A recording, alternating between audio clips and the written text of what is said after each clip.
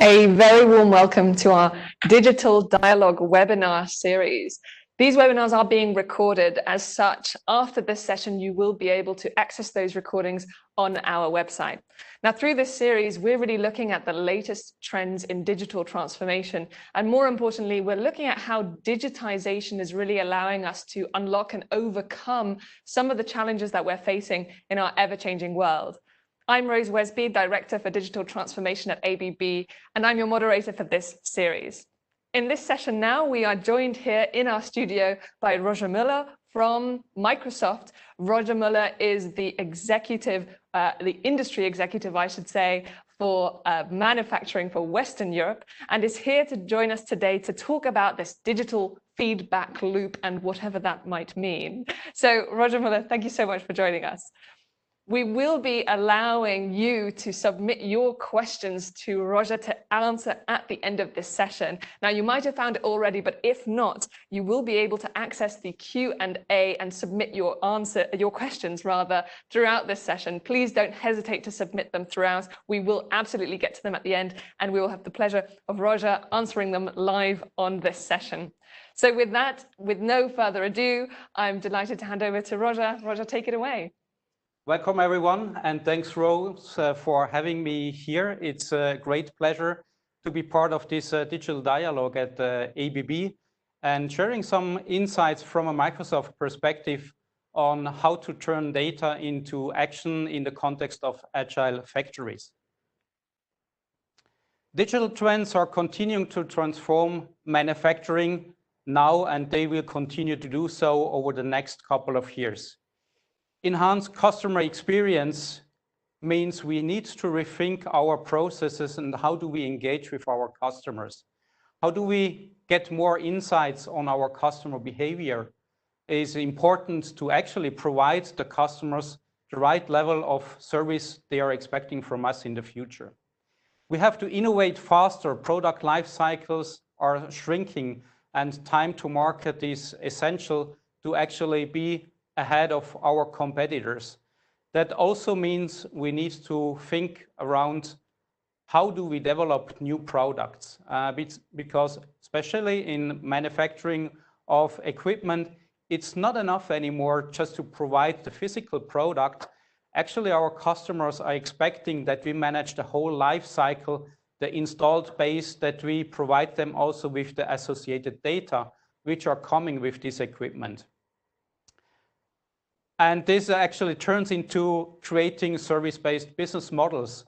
So it's not providing a compressor anymore to our customers.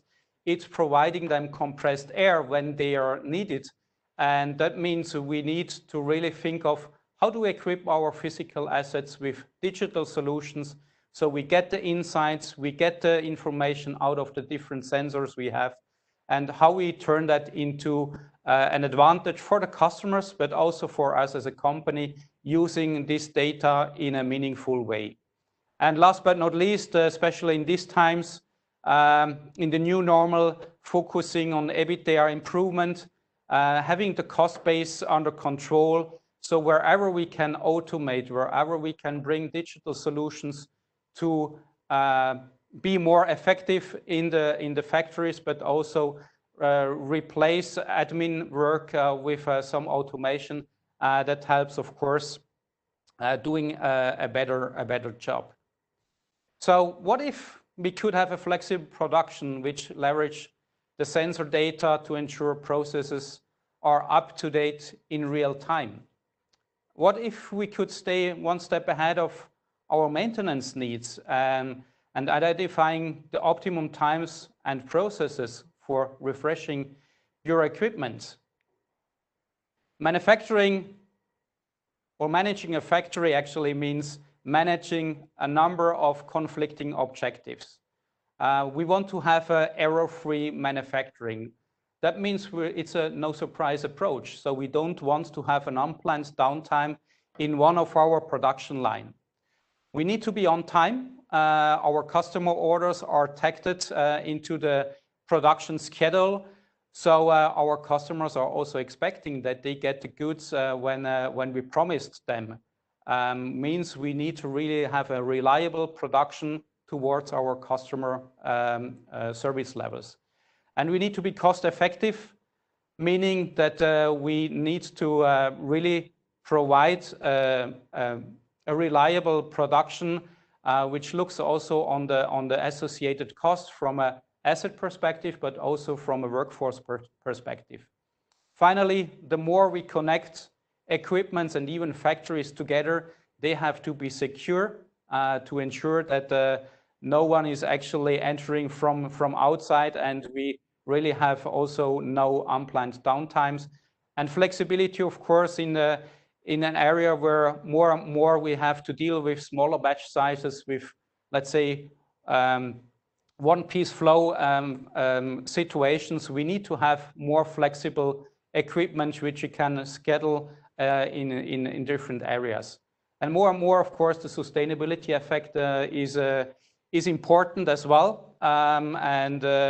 Managing and monitor energy consumption, for example, not only from the equipment, but even from the buildings the facility is providing, is essential in these times. So there are a couple of new capabilities we need to bring into these factories, from operational visibility to really understand what's going on in our production and where do we have an upcoming issue.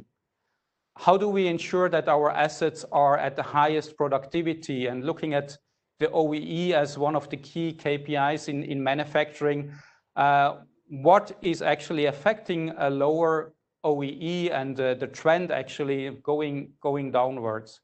And that brings, of course, also the quality management in. Today, we still have the situation that we, at the end of a production line, we have a quality check or quality control. But what if we can do quality checks inline? So actually, at every single step in the production, we measure, is it a good or is it a bad product? And if it's a bad product, we can take it out of the rest of the manufacturing process. So cost of poor quality is still an issue which we could address with digital solutions like visual recognition solutions combined with artificial intelligence. But of course, as well, addressing the security aspect, we need to monitor and control the processes. We need to optimize the processes, and that leads towards more autonomous systems that we still, of course, have factory workers, but more the production lines, they optimize themselves based on algorithms, based on machine learning algorithms in the back. And as I said, energy management becomes more and more important. Implementing agile factories typically occurs in 3 phases. Starting from leveraging the cloud to connect, to automate, and also visualize end-to-end visibility in the business, it's the first step.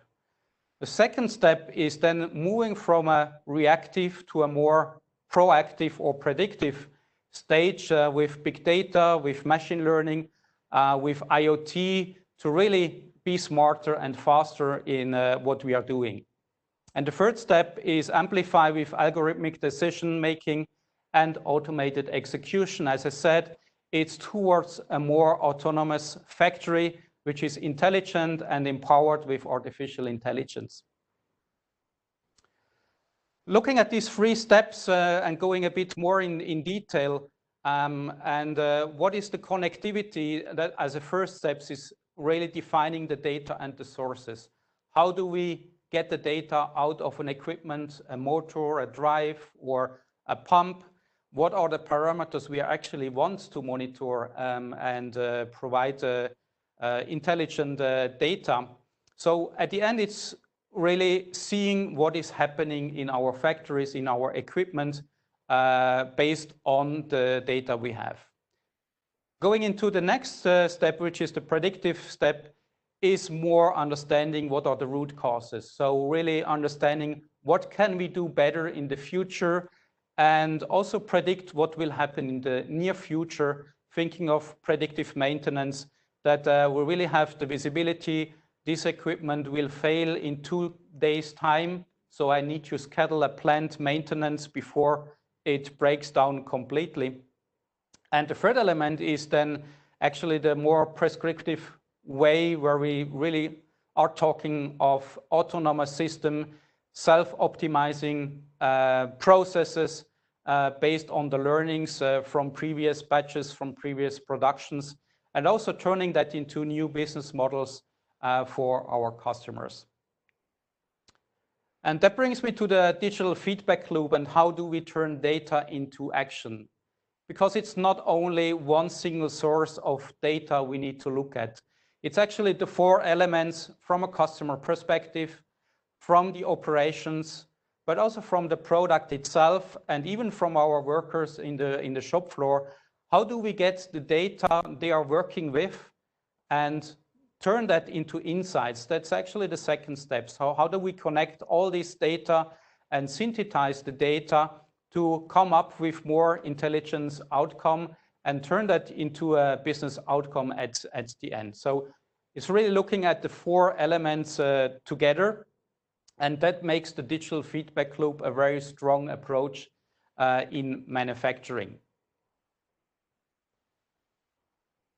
So giving you a couple of examples, and I'm not going into much detail of these prescriptive use cases, difficult word for me, but what if we can really model and simulate production before we even start physically build up this production line, ending up with an increase of OEE, but also reducing changeover times, because we really could have tested that before and simulate what's the best way to produce this product.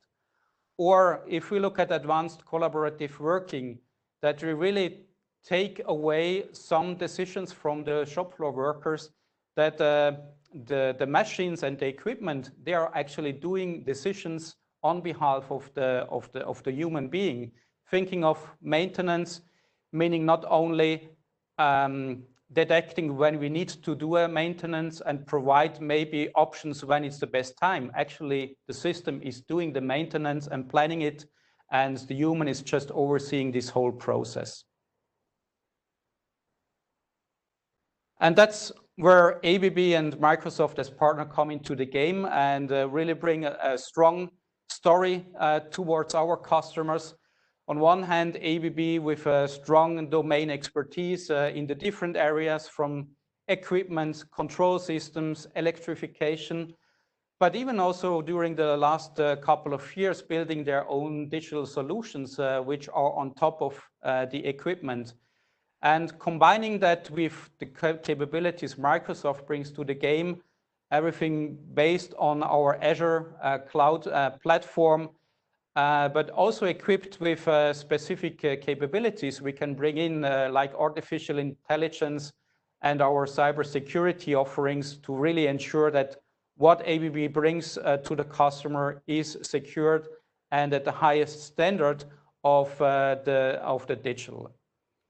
And that, of course, means also a shift in the mindset of our sellers from ABB and Microsoft.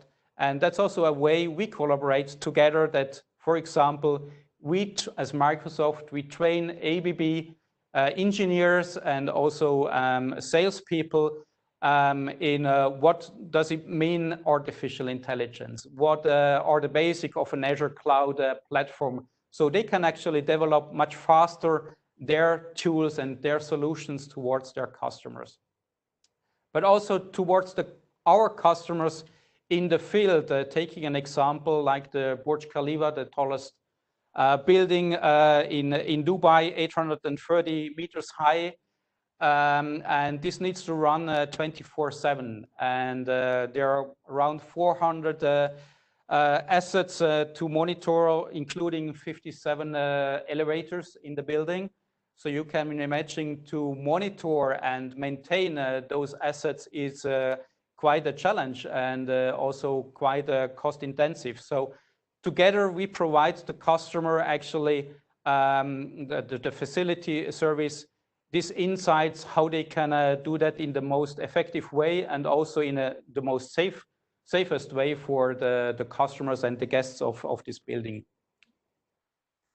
Another example I would like to share with you is a bit different, because it's about the salmon fish farm in Norway. So you can argue, okay, well, what has that to do with manufacturing? But for me, it's a good example how we can bring together a business outcome to a customer, not only from, let's say, a business perspective, but also from a safety perspective. So what we did actually there is together we provided the customer with artificial intelligence and ABB equipment that the customer can monitor and monitor the salmon better in a more remote way. So you can imagine in Norway in winter, it's quite cold and windy. So safety for the workers is on top for that. So with the solution, they could do that more remotely. They could also even get more out of their licenses because they have to do license how much fish they can harvest for every year. And doing that manually is a bit of guessing, are we up or down the threshold? But with that solutions, they actually get to know what is the real fish harvest they have and how much they can continue to harvest. So last but not least, it's all about business outcome, I said, and that it really counts when you work together as partners. In the case of ABB, not only in electrification, but also in the other business areas like robotics, industrial automation, and motion. You see a couple of numbers here, what we can bring to our customers in terms of savings, in terms of safety, but also in terms of reducing energy costs, which is, of course, a topic which is in all of our minds at the moment. So ABB and Microsoft, we are the strong partners in IoT, anytime, anywhere. And these three areas, I think they're very important because we need to speed up with our digital transformation, and COVID-19, if it has something good, it accelerated digital transformation very much. We have to ensure the security of our connected devices and factories. And last but not least, it's about scalability, time to doing POCs and pilots. We even have customers, we are not allowed anymore to speak about POCs. They say it's a pre-scale up project, which means we really have to bring that to all of our factories. And it's the time now, and we are able to do that. And with that, it's already time over. So thanks for listening, and I'm here for any questions to answer them. And thanks again for having me here. No, thank you again. And thank you for sharing all those insights about Microsoft and, of course, our partnership in the digital space. Thank you, everyone on the line there, for your incoming questions. Please do continue to send those through to us, and we'll be sure to raise them here live with Roger. But just to kick off, you mentioned a couple of different examples of how ABB and Microsoft are collaborating together in this space. But how about a couple of more? Because I know that the customers often like to hear about real-world examples. So where else have ABB and Microsoft really been collaborating together when it comes to digital transformation?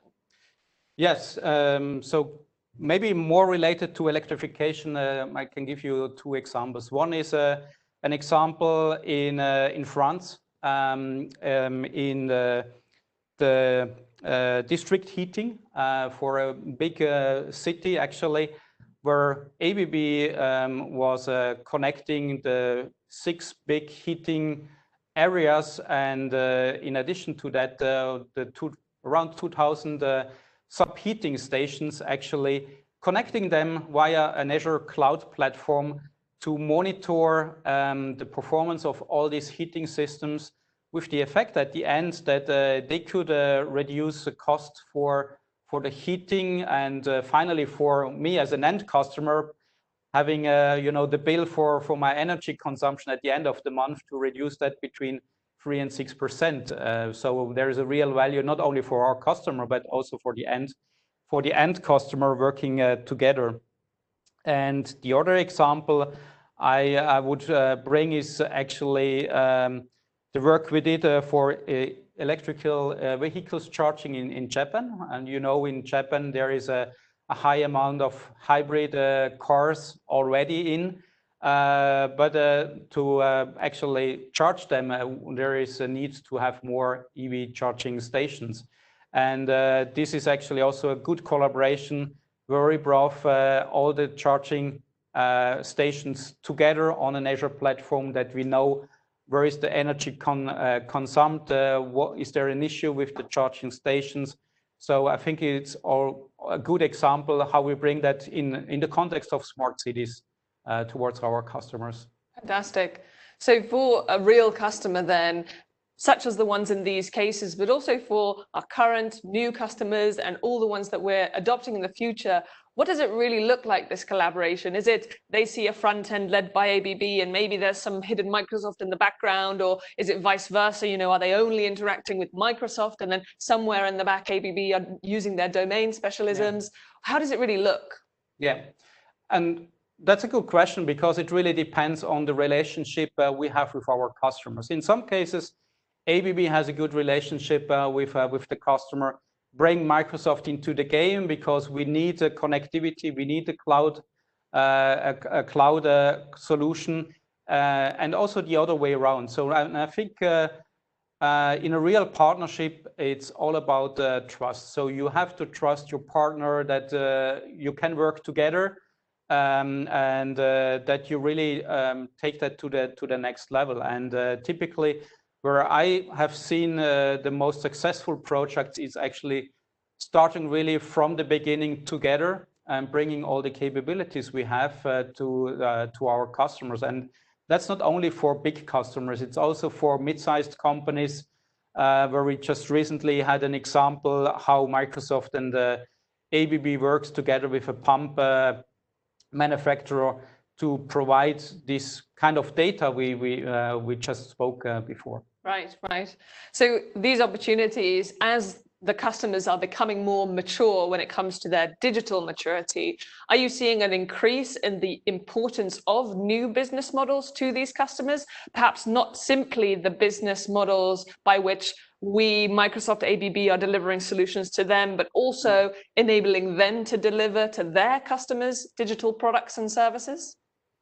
Absolutely. And when we talk about digital transformation, for me, there are always two sides of the coin. On one hand, it's how do we bring top-line growth? How do we bring new services? And how do we enhance existing services with digital? On the other side, it's how we can deal with our cost base. So that's more the internal part. How can we be more effective and efficient? And what I see on both sides is actually it's really coming together. It's what we call the digital thread from the product lifecycle, from starting having an idea of a new product, managing the whole life cycle, and also bringing in this feedback loop actually, which enables us to these more common service-based models where we're not selling anymore a product, but we are providing an added value for our customers, which needs to be a different pricing model. We need to be more reliable. We have to give the customer visibility, and we also need to share the data. And that's often still a challenge. And giving our customers in this kind of what we call the Envision workshop a broader view, because it's not only that we need a sensor on a motor, it's what we can do with that for us, but also for the customer. Exactly. It's not just about the hardware or the software or this solution architecture. It's trying to get to a point where we can almost guarantee an outcome as part of that solution, so that we're taking a little bit more risk off the shoulders of these customers that we're dealing with on a daily basis, and really encourage them to adopt even more solutions that are coming to market. I know that's happening constantly from Microsoft, from ABB, and in collaboration. So it's really important that we are able to make sure what the customer is seeing is the bottom line being impacted, just like you said. Yeah. Super. Well, with that, I believe that is all we have time for today, unfortunately, Roger, but thank you so much for joining us. And thank you so much to the audience as well for coming and joining us today in this session. we will be requesting on closing this session a little bit of feedback from yourself in a very quick survey. We do really value that, so please do take the time to fill that out. Of course, over the course of the next 2 days, we will be running a lot more digital dialogues with our experts and speakers, and we would love for you to join us in those sessions. But until then, we wish you to be safe and well and look forward to welcoming you again to this Digital Dialogue webinar series. So thank you, Roger. Thanks again for having me Thank here, you. and goodbye.